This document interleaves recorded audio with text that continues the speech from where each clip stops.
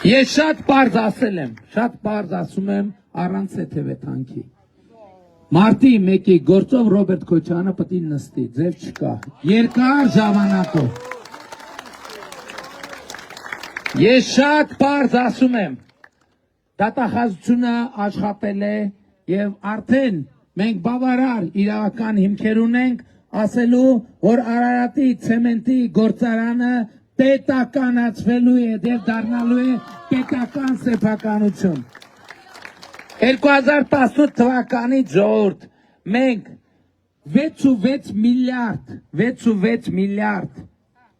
դոլար լրացուցիչ գումար ենք մտցրել պետական բյուջե միայն հեղափոխության շնորհիվ։ Եթե հեղափոխությունը չլներ, այդ փողերը էլի